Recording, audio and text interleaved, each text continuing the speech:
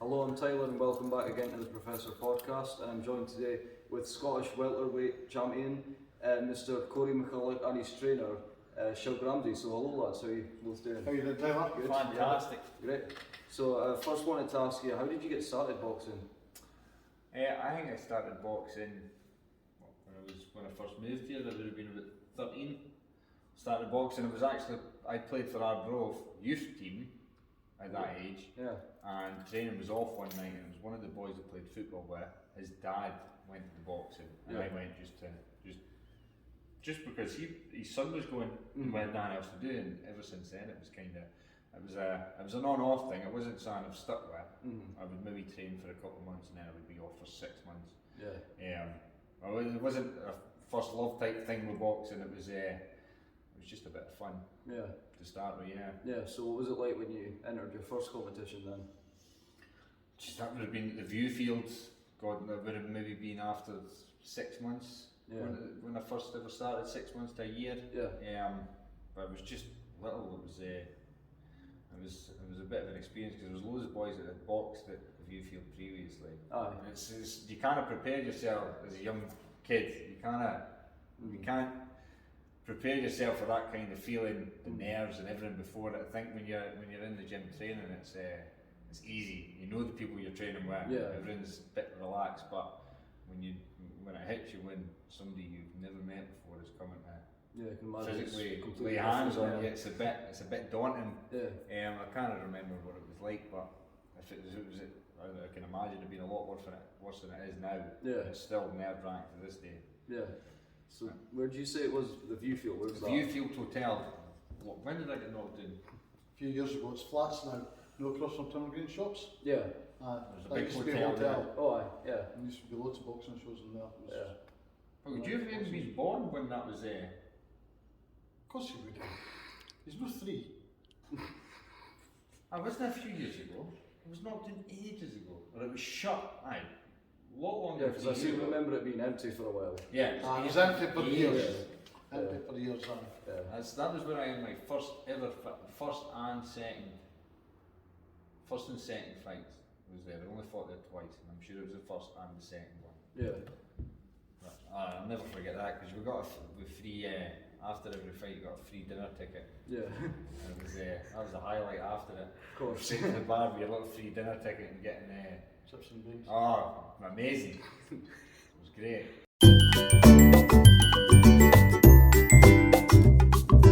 And Shock, how did you get first involved with boxing? First involved with boxing was when I was off school once. Yeah. I was 8 years old, and there was a guy called Joe Duffy who's a legend in the boxing sport, and he was setting up a boxing ring across the road from my house, Yeah. where I stayed in Muirhead at the time, and I was fascinated with this boxing ring. So I was off school, but I went across and gave him a hand to put it up. Yeah. And then the boxing show was the next night, and I pleaded with him to get a fight, and I ended up fighting that night. Oh, cool. And I said it was the worst boxer he'd ever seen in his life. I managed to win, but for some unknown reason I won, Yeah. but he said it was terrible. And then it's stuck with me ever since then. Yeah. And it just kept going Yeah. ever since then, yeah. What's your experiences been like since? Like in latterly coaching. Yeah. Well, just moving into the professional game. Yeah. I went into coaching just immediately after I finished boxing, and quite enjoyed it, and Yeah. just went through and done all my courses because I thought I quite like this. And then I kind of got thrust into the professional game through a boxer I was training at the time. Yeah. Barry Lee, he went professional, and I just was his coach, and I just kind of went professional with him. Never prepared to go professional or knew what I was doing or anything like that. Yeah. Just kind of got thrown into it. We just kind of went into it together, and I just got my professional license, and then just went through my training and that, and then, well, you go through a probational period. And at that time, you had to go through a year's probation, and then I got my professional license, and then just stuck with it since then. I had a few guys off and on since then. Yeah. And then I've landed up with him. Yeah. Cool. And is this your gym then here? Yeah. And how did you end up acquiring this? This was like an old shed, Yeah. and my friend Marty Johnston, he owns the whole building, and we were using it when I was training a guy called Mark Fairweather. He was a professional as well. Just basically where we were sitting. Now there's a ring that we had bolted to the floor, and no place used to train here as well. It was just like an old sturdy building. And then I was looking for a gym to open as a kind of gym. Not like a public gym, but just a boxing gym. And Martin came up with the idea of doing this, and we just got on about it and done about 6 weeks of work and got the whole place and made it cool space as well. It's alright, it's basic, but it's... Have you seen it before? It does everything that we need it to do, you know? So it's good. Probably put some pictures up on It was horrible before. I mean, the ropes were almost touching that wall. And there was loads of rubbish and everything stacked on the side of it. Stones and Because everything. the ropes were like against that back wall, this back wall, to maybe a couple of metres that way, and then it was just, what was it? There was some dodgy weight stuff that was really fall apart. There was a big window random there, stuff. big doors there. Used to be, you could fall out of there if you wanted. It wasn't the safest of gyms, but we've made it a bit better now, a wee bit. Cool. And what was it like recently? Because obviously you had quite a big event last week, didn't you? So what was it like going against Fraser Wilkins, that he was obviously defending his title? So. Well, he won that, the title was vacant, and we fought him just before Christmas time. And obviously that's where he acquired the belt. But there was a lot of pressure going into the rematch, because we knew we were more than capable of winning. But due to kind of a lack of preparation for the fight before, obviously failed the first time, and we put a lot of pressure on. There was a lot of pressure on myself, knowing that it should be a win for me, and then going into the second fight fully prepared. And obviously, if I failed the second time, it wouldn't have looked very good. So I felt there was a lot more pressure on me for the second one. So it was great to actually do the job, get the job done right, and prove to myself and prove to everybody else that the first time round was just a mistake on my behalf and our behalf. But yeah, it was great, even for Shug. Like, if it wasn't just for me winning it, the amount of work that he puts in, like, I take it for granted. Everybody in here, everybody that he's ever trained, we all take it for granted, and it's just natural. It's not, I don't mean it out of spite. It's just he's here at the time. He's looking after us constantly, and we just kind of, you just get used to it. So you do take it for granted, and then seeing the smile on his face once the fight was done, once it was waved off in the fifth, it was probably I was more happy winning it for him than I was for myself. So yeah, that was it was great. It was definitely up there with, well, it's definitely the best moment I've had in my boxing career, but it was a very, very big moment in my life for that. It was good, really good. Where was it? I was in the Caird Hall in Dundee, so it was close to home, so a lot of close friends and family managed to come, because a lot of people, usually we box in Glasgow, and then when we fought the last time it was up in Elgin. It's a lot of people just don't have the money to come to these things. It's the whole day and night. Some people just can't commit to that. It's an expensive thing to do. It's not, you can't do that at the time. But Dundee, train through, you can easily get a lift back, people driving through, it was so much better. There are a lot of people that haven't been in my fights before, my close friends were there and got to see winning the biggest fight in my career, so it was really good. Really good, I can imagine how busy it was. Oh, it was brilliant. It was great night. I was just about to ask you, Shug, what was it like training him up? Training for the fight just past that he won went really well. Corey trained hard. We just put in. We sussed out from the very start of what we needed to do, and we just worked on it, and everyone went to a T, did it? Everyone went to plan. We knew what we wanted to do. We knew what we wanted to work on. We had a game plan that we worked on.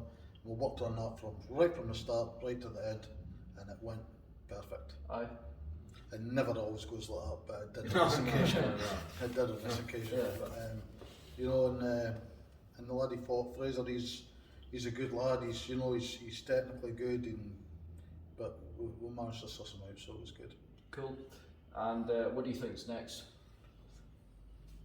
For a few offers, Corey goes on holiday, when do you go? End of June. End of June, so basically have to weigh that in you know, what we're doing.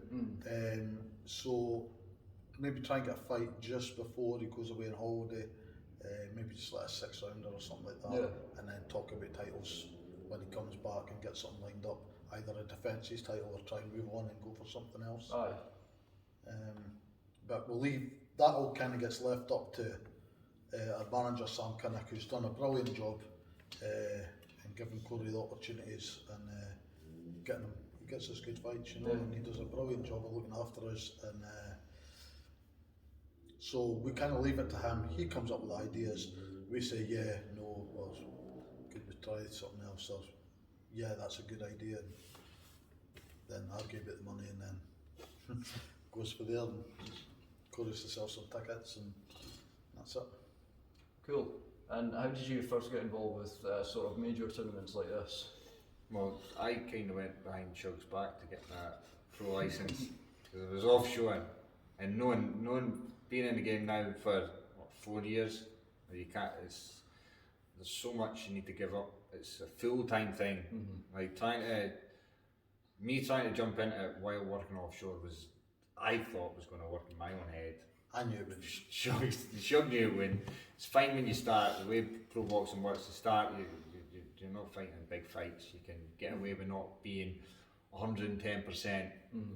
But where I'm boxing at now, you couldn't work away. You need to be in the gym like twice a day. Yeah. It's difficult. It's really difficult. And when you work offshore, you just couldn't do it. Yeah. So initially, when I wanted to do it, I kind of went behind him because he wasn't happy with me doing it, working offshore. Because we had spoke about it, didn't we? We spoke about it previously, about getting a pro licence.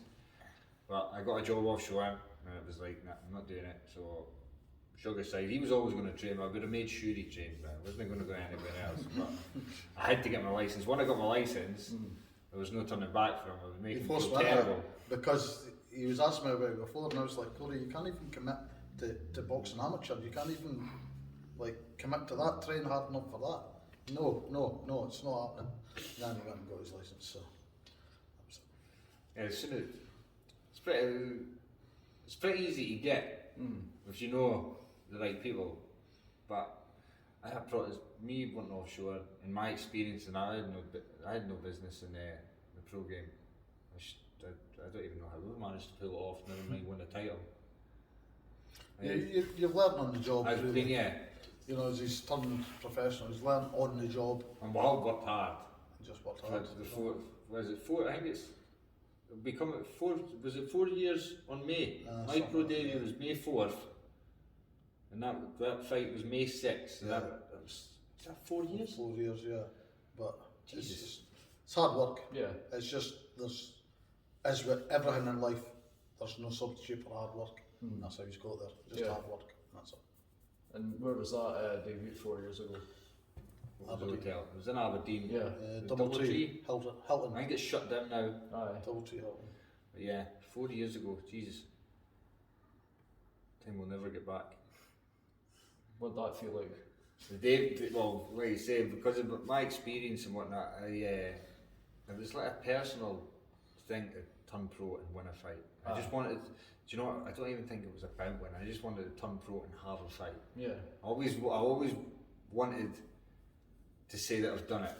I've turned pro. I've been professional. I always thought I'd be a professional footballer. Obviously, that never worked out. But I always wanted to say that I've been professional at something. I've done something. So win, lose or draw, taking part was what counted. But the amount of people that were there, the nerves, like from an amateur fight, it's like. It's so hard to explain the feeling, especially in your debut. And you get the little gloves in the pros, they're so much smaller than what you use in amateurs. You put them on, you can almost feel your knuckles through them. And nerves start. First time you've ever put these on, you're just away to walk in and fight a guy. Yeah. Put them on, feel how small they are, and then you remember that the guy you're fighting is also wearing the gloves. Your heart's going, everything's. My experience in amateurs, like a lot of guys have 50, 60, 70 amateur fights. They're kind of armoured up for this kind of game. Not me. No. But yeah, and then getting the win, because it was a tough fight. That Jordan Graham, he was a great operator, really good. But once you hear your name, because every time I've came back to the corner after a fight, I'm always, even if it's clear I've won, it's hard to, I can't get my head around it. I'm like, Ramsay, I've done it. You've won, it's fine, you've done it, you've done more than enough. I'm like, the nerves start going, what if I'm not? Yeah. Like, it's just a scary feeling. But that, once I was announced as the winner of my debut, it was, in fact, that was almost better than winning the title. That was, because you don't believe that you can do something. Well, I never believed that I could actually pull something like that off, and then when it did, it was like, what a feeling. Yeah. So many highs, yeah. Yeah. So that contributed to like your motivation to keep Oh, going. well, yeah, because after I've proved to myself that I can actually compete at that. It kind of spurs you on, like, geez, I could actually maybe win another one. Yeah. And because the feeling, you're chasing that feeling all the time. You're in the gym day and night. It's grueling. It's horrible. You wake up the next day, your body's in bits. It's not fun. But you do all this for that one night. Yeah. And then when you win, it's that feeling trumps everything, and then you just chase it. You just keep chasing it, and then it's on to the next. I would after every fight that I've won, I'd fight the following week. Just cause that moment in time when you're on cloud nine, it's like, I'll do this every day. And then it does wear off, and then when you're back in the gym and he's shouting at you, and it's kind of, I don't want to be here. But you put in the work, you get your hand raised, the feeling's until you've experienced that, you cannot describe to somebody how it is. At any level, amateur, pro, winning titles, it's a great feeling. Yeah. Really good feeling, yeah. Yeah. And was it that point where you could see yourself in the future winning the title? Nope. No. Never once thought I'd win something like that. No. Never once thought I'd fight for anything like that. Yeah. It wasn't until, I don't know when it was in my career, but I kind of thought, I think it was actually my manager that said, I think it was after the Elliot Whale fight. I think that was the turning point of your career. Yeah. It was actually a defeat. I was a defeat in the first round. But we took a lot, and it was a bad defeat, but we took a lot for it. Yeah. It was confidence. It was the experience. The build up on a big show. You fought a guy, Elliot Whale, and it was on. What was it televised on? ESPN It Plus. was on some show. It was a big show. It was It was just a big show down south and during COVID, which was an experience as well, was it? Yeah. A major experience. Locked up in this hotel for days and all that. Rubbish food. It was terrible. But anyway, and then so we went on the show, and it was all through all these kind of stars and that. And Corey was fighting Elliot Whale, and actually, it only went first round. Corey got caught with a body shot, but anybody can get caught in boxing. You can get caught with an hand. You get caught. Anybody gets caught with a good body shot, and you go down and you can't catch your win for the 10 seconds, and it's over. It can happen to anybody, and that's what he did. He just got caught. But up until that period that he got caught, he was competing, and that's when I thought he can compete on the big stage. And it wasn't about the real level opponent. It wasn't about getting caught. It wasn't about getting stopped at the first round. It was about knowing that he could compete on the big stage. Yeah. You know what I mean? Because a lot of people crumble. A lot of people, you know, when the lights are on, the cameras go on, you walk out, the cameras are on your face, a lot of people crumble. He never. He just went straight and done it. And that's when I knew he could do it. Yeah. It was through a defeat though. Oh. You'll learn more of a defeat than you do 100%. of a win. Yeah. You'll learn loads of defeats. You know where you went wrong, you know what to adjust and how to fix it. Yeah. And that's where you learn. And was that your first fight down south, or? Yeah. Yeah. That was my fourth fight, I think. And that would have been his second or third. Sure, we were both undefeated at that point. Yeah. Yeah, it was some experience, but like Shug says, I although it wasn't even a full round, what I took away from that, even when you first meet in the centre of the ring, I just felt confident. I knew I was meant to be there. Yeah. You know what I mean? I just felt comfortable enough. Whereas these guys, we're going down there as the B side. These guys are supposed to be levels above us. And as soon as I stood there, I feel comfortable. I feel comfortable standing there. That was an eye opener. And then it kind of went south after in the first round. But yeah, we never got caught up about it, did we? Even on the drive back home, it was like a positive. 5-hour drive. We took loads of positives out of that. Yeah, which is strange because it was all nothing really happened. In my eyes, I was devastated, obviously, because I know what I can do. You know, to be able to show on the big stage would have been a dream, but I'll get my chance again. Yeah. And do you know what? It's all just part of this a big book, the big book that we've been writing for the last 4 years. We'll look back now after everything we've done. Look back and it's just a little chapter in the book. But yeah, I do wish I could turn back time and hear that bell again and do everything different. But it wouldn't be the same. It wouldn't be the same, would it? Everything happens for a reason. So yeah, I would fight him again. In a heartbeat. Stopped again. Probably. Oh God. And so, like, growing up, who do you think would be like your inspiration? Who was your inspiration going forward? You can go first. Do you know who yours is? Inspiration for boxing? Yeah. Mine initially was Joe Duffy, and then it was Davy Ford, the legend, pure absolute legend in the game in Arbroath, and everybody loved Davy, and he was just one of these guys that you wanted to box for. So for me, yeah, Joe Duffy got me started, and then when I come to Arbroath, it was Davy Ford. Yeah. Over you, Corey. I'm looking at time. Yeah, I'm not sure. A lot of people will say boys on the obviously your superstars on the TV and stuff like that, but like I say, I was football daft. Yeah. Couldn't care less about boxing initially. Yeah. I don't know what actually got me fired. I think there was plenty of names from Arbroath. John Cooper, Barry Lee. I mind seeing these boys trained, and I was 13, 14, and seeing them compete. I never seen Barry compete. I seen John compete and guys like that, and I always mind being young and looking up to them and think, geez, that's pretty cool. Like being brave enough to go in there and fight a guy. It's when you see it as a young boy, it's surreal. Yeah, and to be from quite a small town like Arbroath, it would be there was as well. There's loads of great boxers that have came from Arbroath. Like there's not how many pros. There's not been a lot of pros, but even amateur level, there's been loads there's been a great boxing well. town in Arbroath. There's been a lot of great boxers coming out of Arbroath. I wouldn't say anybody's like just seeing stuff like that kind of gives you the buzz to go on and do it. Yeah. But no, when like I said, I was more football oriented. I didn't really have much love for boxing, so nothing really got me. Like when you watch your superstar on the TV and that gets you into it and that keeps you going. Not for me. And I just enjoy fighting, which helps. I don't really watch somebody that I'd rather be doing it myself. Yeah. Which is weird.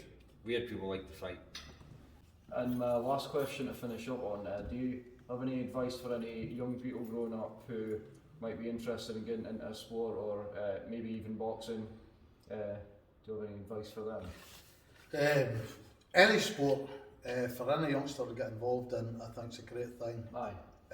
At any sport, at any level, just get involved, be competitive, work as hard as you can, and you'll get your rewards. You know, at whatever level you're competing at, it doesn't matter if it's at the lowest level or the highest level. If you're competing and you're working hard and you're getting results, you're working towards things, and you're getting discipline in your life and respect for your coaches and your teammates and that. You know, like my oldest son Kyle, he's still pals with like all these pals that he started playing football with when he was 7 years old. Yeah. You know, and you make the friendships you can make through sport. Especially in the boxing world. It's hard for people to understand in the boxing world, but like Corey's last opponent that he beat for the title, Fraser, I'm great mates with Fraser's coach. You know, I'm pals with Fraser. It's everybody's good mates and everybody gets on well in the boxing world. And as brutal and as, you know, whatever it is, you know, that people think behind the scenes, everybody gets on absolutely brilliant. And same in any sport, in any, you get, you know, a couple of people here and there, but the majority of people, they're all supportive of each other, they all get behind each other. Yeah. So for any young lad leaving school, get involved in the sport, work hard, and you'll get your rewards. And not just through the sport, but through your life. Yeah. You know, through your work and everything like that as well. Okay, great. Well, thank you both for joining me, and thanks for watching. I'll see you next time.